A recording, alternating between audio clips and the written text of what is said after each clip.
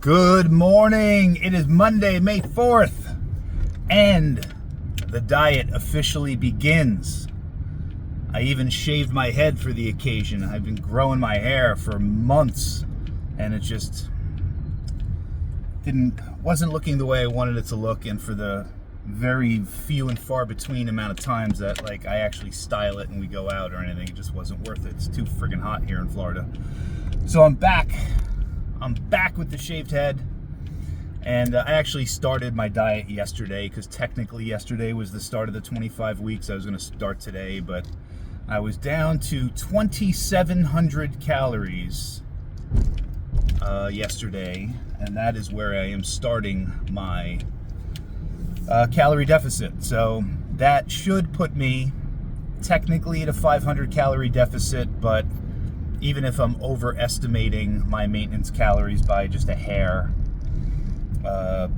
then I'm at least in a 400 calorie deficit, and I'm fine with that. The goal is to go nice and slow. I have 25 weeks to the first show that I intend to compete in. I may actually compete a little bit earlier than that. There's like 5 shows towards the end of the year that all kind of line up and all are kind of nearby. There's one in Port St. Lucie, there's one in Miami, there's one in Fort Lauderdale, there's one in Boca Raton, there's one in Tampa, and even later in the year there's one in the Bahamas.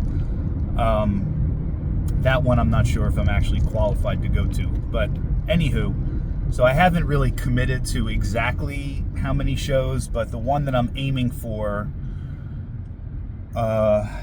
which I'm definitely going to do because it's literally like in my backyard here, is Boca Raton. So that's 25 weeks away. That is plenty of time.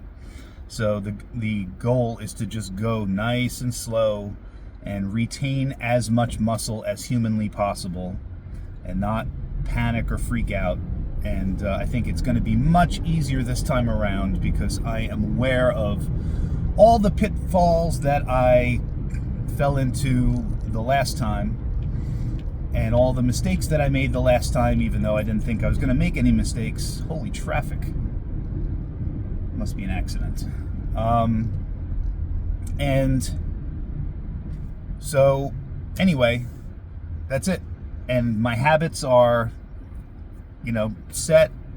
Everything is, all my meals, my meal timing, all that stuff, nothing has changed. I think, like I explained in a previous video, really nothing should change when you go from maintenance to calorie deficit, back to maintenance, back to, you want to call it lean gaining or bulking.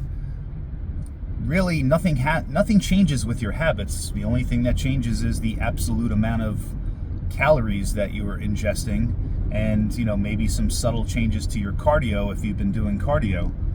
But training doesn't change. I mean, it does possibly, but we're speaking in generalities. So everything's going great.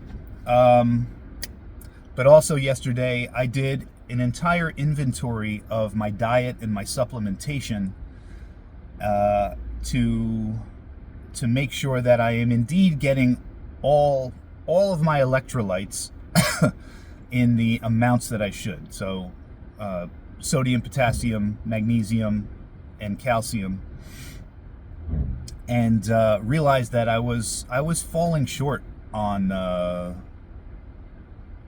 calcium.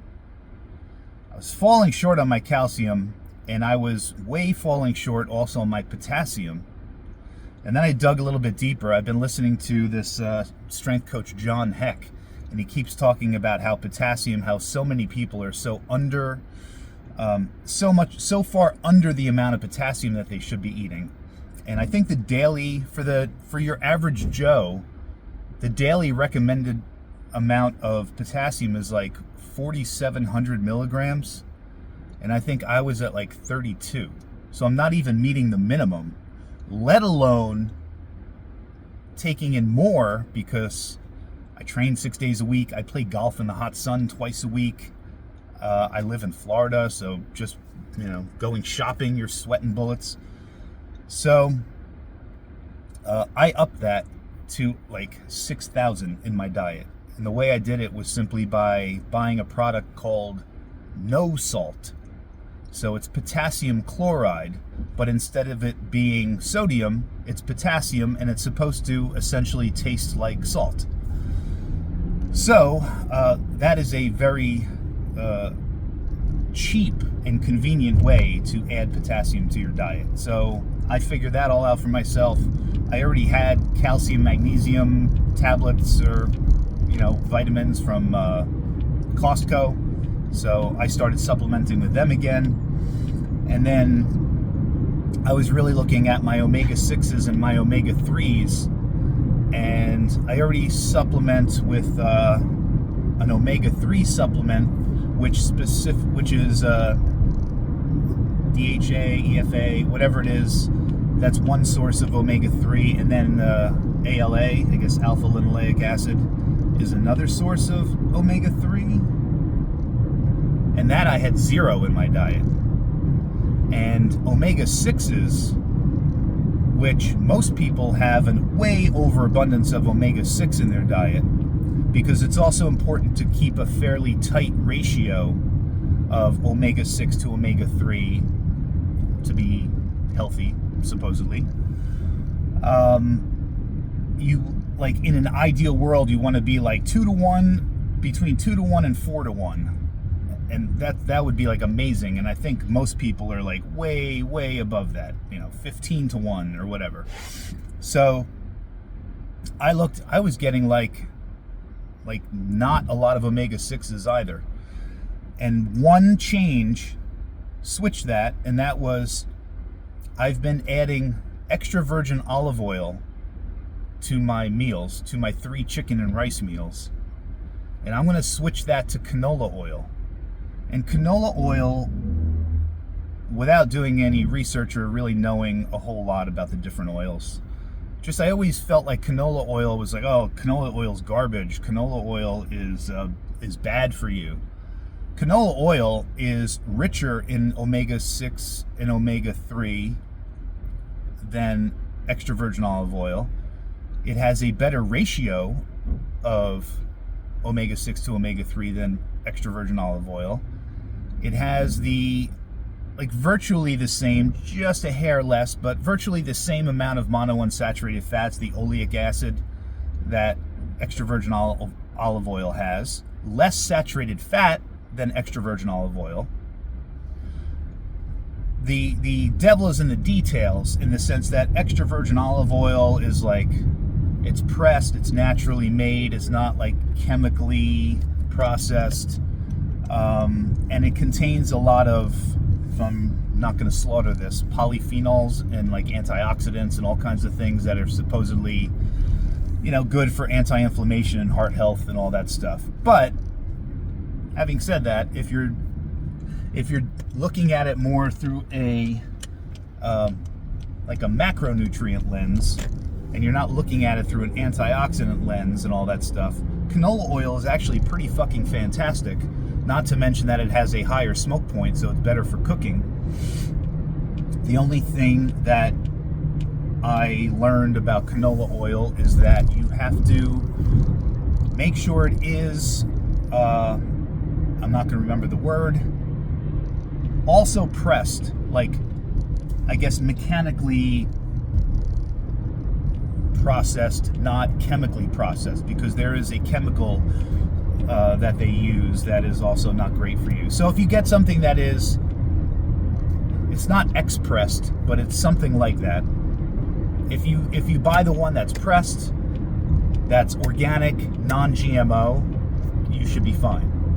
And as far as me, it fits my macros better and bumps up my omega-3 numbers and technically my omega-6 numbers up to where they should be. So now my ratio of omega-6 to omega-3s in my diet is 4-to-1, which is like damn near perfect. Will I notice a difference? Honestly, probably not. I don't know. But for the sake of, trying to do the best I can and trying to be on top of every variable as well as I can be, maybe helps me sleep at night. So I feel like I am, controlling every variable to the best that I can, and obviously this is a never-ending process, but so far so good. And my weight this morning was 200.8. So I have essentially lost all the bloat from the 3 cheat days that I had for my birthday, which I knew I was going to blow up. And I did. I went all the way up close to 208, and it took me like a week to come back down to 200.8. But that was, aside from those cheat days, all the other days I ate at maintenance. I ate 3,200 calories. So I didn't try and make up for those days by eating less or anything like that. So it was indeed just my body holding on to excess water. I probably had a ton of excess sodium. And not to ramble, but that was another thing that I realized, or that I was doing during that period of time, is I drink Coke Zero like water. And yeah. There's nobody in front of me. Why are you... Whoa, my car is freaking out.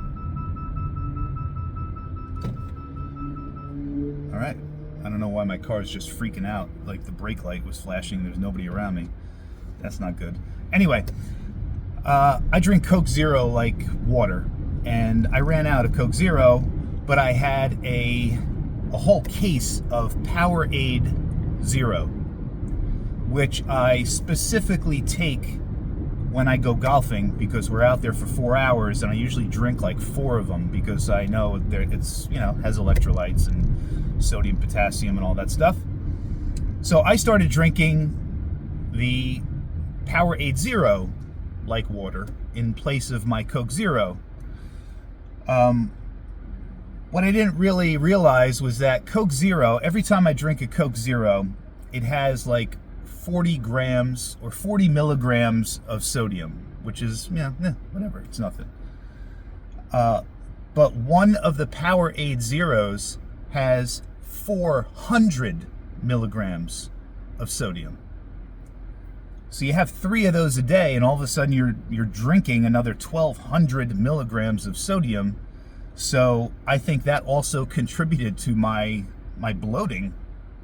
And I just didn't realize it until I took a closer look, and I'm like, should I, I was inventorying like, oh yeah, how much sodium does Coke Zero have again? And I looked, and then I compared it to that. I was shocked. So so needless to say, I stopped. I ran back out and I bought myself more Coke Zero. I'm sure water would be best, but if everything else is factored in and stuff, I kind of have an idea of how much sodium I get from the Coke Zero. It's fine. And that is the end of my rant. I am almost at the gym here, about to do upper body, and I am pretty friggin' psyched to do my workout. I'm feeling good. I'm feeling lean again. I got the new haircut rocking, and let's do it. I'll talk to you guys soon.